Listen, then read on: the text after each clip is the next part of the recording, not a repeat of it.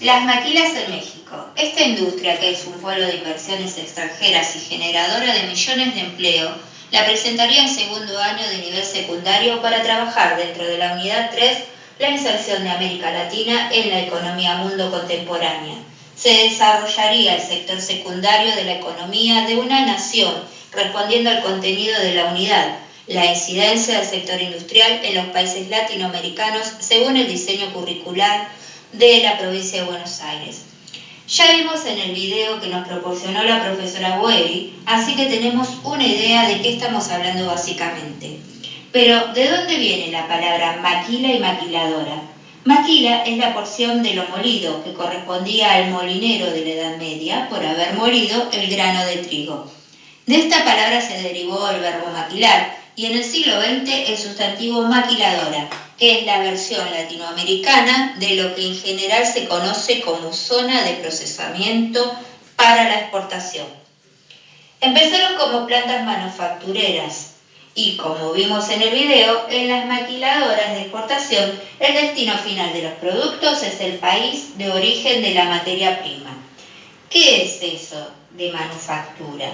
En el contexto industrial contemporáneo ya no hace alusión al trabajo manual artesanal, sino que se refiere a la transformación de la materia prima en bienes elaborados a gran escala y para eso se necesita máquina, energía y trabajo manual. ¿Cómo surgió esa idea?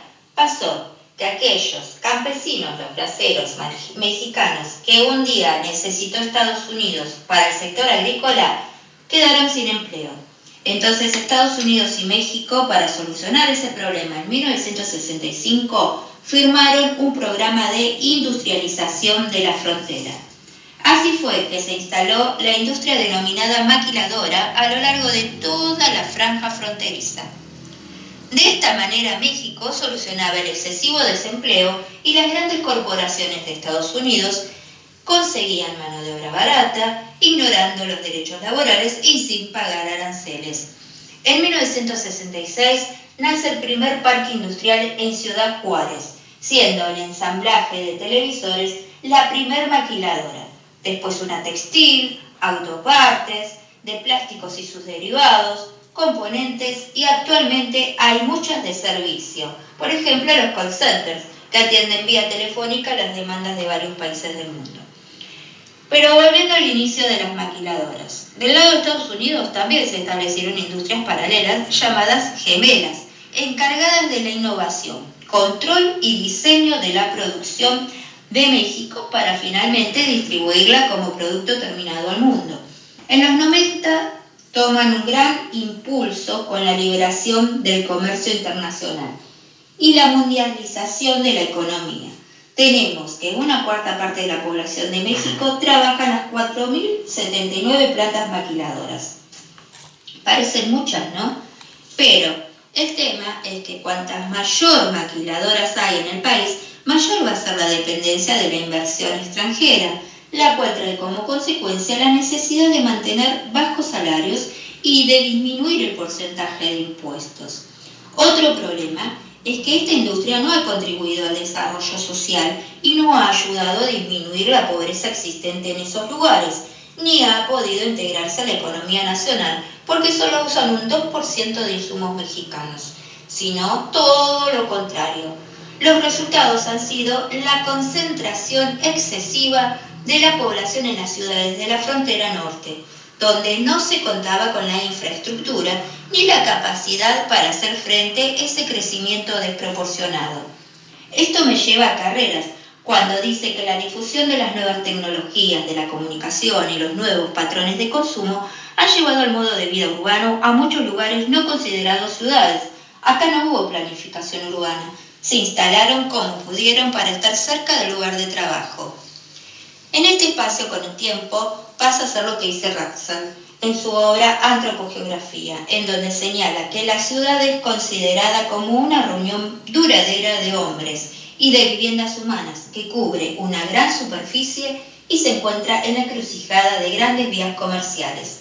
Si tenemos en cuenta los criterios de Capel, acá tomaría el demográfico, ya que México considera rural cuando tiene una población menor a 2.500 habitantes y se superó esa cifra con la presencia de las maquilas. Desde el criterio socioeconómico deja de ser un espacio rural porque se llevan a cabo actividades secundarias. Si tomamos en cuenta la localización de las maquilas del lado de México y las gemelas del lado de Estados Unidos, tenemos presente la teoría de Weber y el espacio isotrópico de von Thuner. El coste del transporte tanto de las materias primas como de los productos hacia los mercados determina la localización en el lugar en el que se minimicen esos costes. Esta transformación del espacio sería de interés para Harvard, estaría frente al típico capitalismo y la configuración espacial desequilibrada que le son propias, y vería cómo se subordinan todas las acciones humanas a la dictadura del capital extranjero. Porque habíamos dicho que eran campesinos agricultores sin empleo los destinatarios de este programa, y las actividades en las maquiladoras no tienen nada que ver con la de un agricultor.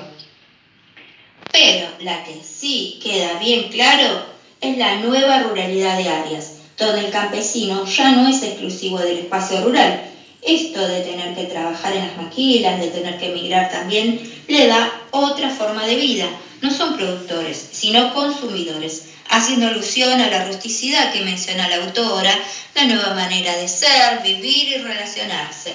El rol de la mujer, que es absorbida por las maquilas porque muchas son sustento de familia, debido a la migración de los hombres a Estados Unidos por ser excluidos como consecuencia de la Revolución Verde. Lo dice Pérez, el fenómeno del desempleo es muy importante en el continente y el desempleo rural ocupa un lugar predominante. Yernas y Lindon, cuando hablan de la geografía urbana desde una mirada latinoamericana, dicen que la segunda mitad del siglo XX ha sido decisiva, porque se articula con un modelo de desarrollo capitalista que se dio un crecimiento sin precedentes de la urbanización latinoamericana y que fue tan así que se declaró la década del 70 como la década de la urbanización. Se dijo que incrementaron las maquiladoras, por ende crece el capital extranjero junto con la acumulación del capital en pocas manos, lo que conduce a un empobrecimiento masivo de la población debido a la concentración del ingreso. Recordemos que la mayoría de los países de Latinoamérica, hasta los 70, estuvieron bajo el modelo ISI de desarrollo industrial, sobre todo en Brasil, Argentina y México. Y ahí aparece la teoría de la dependencia con Fernández Cardoso y Teotonio dos Santos, que van a hacer hincapié en la idea de desarrollo industrial y van a cuestionar la dependencia que se tiene en torno a los países. ¿Qué estará pasando ahora en época de pandemia con toda esa gente? ¿Las empresas tendrán la misma demanda que siempre? ¿Se imaginan si un día esos capitales extranjeros deciden irse, por ejemplo, a China, por mano de obra más barata?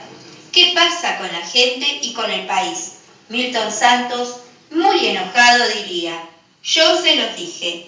¿Qué tipo de rugosidades quedarán en esa frontera para las generaciones futuras?